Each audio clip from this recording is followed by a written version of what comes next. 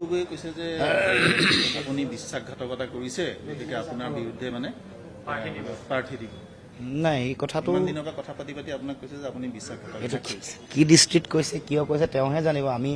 আমি কিন্তু আজিও কওঁ যে প্ৰতিটো দলৰ মিত্ৰতাৰ প্ৰয়োজনীয়তা আছে। সেইকাৰণে আমি আমাৰ যি মূল তালিকাৰ 2-4টা ছিট ৰাইজৰ দলক দিয়াৰ পাছত আমি এটাও মাত মতা নাই।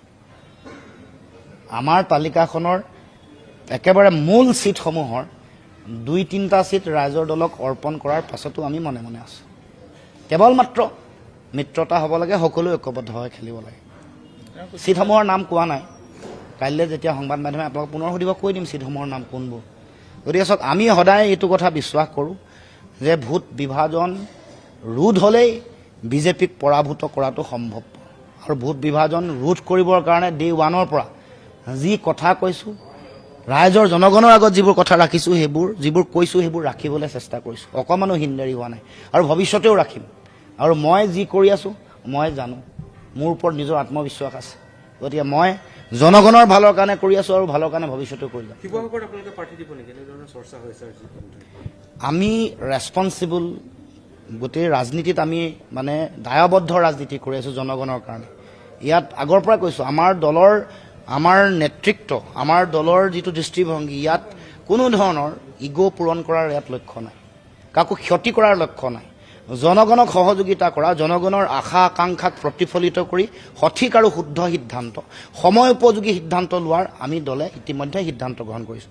সেইকাৰণেও 1 ইঞ্চি বহা কেতিয়াও কথা কোৱা নাই, কোনো কাৰণতে বহা তোটা কথা কোৱা নাই। জনগণৰ গাঁৱে গাঁৱে ঘূৰি ফুৰিছোঁ, জনগণৰ হৃদয়ৰ আহ্বান বুজি পাইছোঁ, কাণেৰে শুনিছোঁ আৰু সেইকাৰণে সেইধৰণে আমি কাম কৰিছোঁ। গতিকে আমি কেতিয়াও তেনেকুৱা ধৰণৰ কাম কাকো নকৰোঁ। কোনো আমাৰ মিত্ৰতাত থকা দলসমূহক হলঠেকত পেলাবলৈ কেতিয়াও কাম নকৰোঁ। দ্বিতীয়তে, কোনোবা মিত্ৰতাত নাথাকিলেও যাতে ইয়াৰ কাৰণে কোনো কাৰণত যাতে বিজেপিৰ সুযোগ নহয়, তেনেকুৱা কাম বিজেপিয়ে যাতে ইয়াৰ পৰা লাভান্বিত নহয়, সেই কাম কেতিয়াও নকৰোঁ। তেওঁলোকে লাভান্বিত হোৱা কোনো কামেই, বিজেপিয়ে লাভান্বিত হোৱা কোনো কামেই আমি অসম জাতীয় পৰিষদে নকৰোঁ। সেইটো আপোনালোকে গম পাব, তেওঁ সুধিব, এইটোতো মোৰ বিষয় নহয়। মই যিটো বিষয় কৈছোঁ সেই বিষয়টো অসমৰ জনগণৰ স্বাৰ্থত মই আমাৰ দলীয় দৃষ্টিভংগী, সামূহিক স্বাৰ্থ সুৰক্ষিত কৰিবৰ কাৰণে, বিৰোধীৰ মাজত মিত্ৰতা ঐক্যবদ্ধ, সুদৃঢ়, শক্তিশালী হ'বৰ কাৰণে, বিশ্বাস আৰু আস্থাৰ বাতাবৰণ তৈয়াৰ কৰিবৰ কাৰণে, বিজেপিক উৎখাত কৰিবৰ কাৰণে যি কৰিব লাগে সকলো কৰিছোঁ। আৰু সেইকাৰণে দিল্লীলৈ গৈও কৈ আহিছোঁ, অসমৰ মাজতো কৈছোঁ, আজিও কৈছোঁ, মিত্ৰতা হ'ব লাগে। এৰাধৰা কৰি সকলো দলকে কৈছোঁ, নিজৰ ক্ষুদ্ৰ স্বাৰ্থ পৰিহাৰ কৰি হ'লেও, এৰাধৰা কৰি হ'লেও অসমৰ জনগণৰ স্বাৰ্থত সকলোৱে সিদ্ধান্ত গ্ৰহণ কৰিবলৈ আজিও কৈছোঁ। আজিও আশা ৰাখিছোঁ, আজিও আশা থাকিব যে সকলোকে লৈ মিত্ৰতা হ'ব। তাৰ কাৰণে, কাৰণ আমিতো সেই ক্ষেত্ৰত আমাৰ ফালৰ পৰা আমাৰ কোনো সমস্যা নাই। তেওঁলোকৰ নিজৰ মাজতহে আলোচনা হ'ব লাগিব, কংগ্ৰেছ দল বা ৰাইজৰ দল, কংগ্ৰেছ দল বা CPI, যাৰ লগত হ'ব লগা আছে। অখিল গগৈয়ে কৈছে যে ৰকিবুল হুছেইন আৰু গৌৰৱ গগৈৰ কাৰণে আমাৰ মিত্ৰতাটো নহয়। নাই, আমি তাৰপিছত আপোনালোকৰ লগত ছেপাৰেটকৈ মিটিং কৰিলে, তাত প্ৰতিটো দলৰ লগততো সুকীয়াকৈ কথা পাতিব। তেওঁ মানে হেৰি কথা কৈছে আৰু সেইটো তেখেতক সুধিব। আপুনি নহয়, কংগ্ৰেছ দলে প্ৰত্যেকৰ লগত সুকীয়াকৈ পাতিব।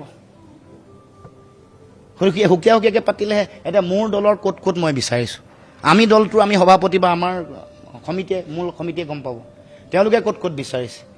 এইটো নিশ্চিতভাৱে তেনেকেই হ'ব লাগিব। মইতো বেলেগত গৈ কৈ আহিব নালাগে, ৰাজহুৱাকৈ কৈছোঁ যে মিত্ৰতাৰ প্ৰয়োজনীয়তা আছে আৰু তাৰ কাৰণে এতিয়াও সময় আছে। এতিয়াও সঠিক আৰু শুদ্ধ সিদ্ধান্ত সকলোৱে গ্ৰহণ কৰিব লাগিব আৰু সকলোৱে এৰাধৰা কৰিব লাগিব, নিজে সকলোৱে নামিব লাগিব। আমি দেখোন কৈছোঁ যে আমি বিচৰা ছিটৰ 2টামান ছিট ৰাইজৰ দলক দি দিছে, আমিতো মনে মনে আছোঁ। আমি এৰিছোঁ নে নাই? গতিকে এইটো ৰাইজে, আপোনালোকে গম পাওক, আজি ৰাইজে ৰাজহুৱাকৈ কৈছোঁ, নামবোৰ কাইলৈ আপোনালোকক কৈ দিম। গতিকে আমি তললৈ নামিছোঁ, প্ৰত্যেকে নামিব লাগিব। ছিট কমিব পাৰে, বাঢ়িব পাৰে, কিবা এটা নিমিলিব পাৰে, কিন্তু জনগণে যিটো বিচাৰিছে সেই দৃষ্টিভংগীৰে সকলো আগবাঢ়িব লাগিব।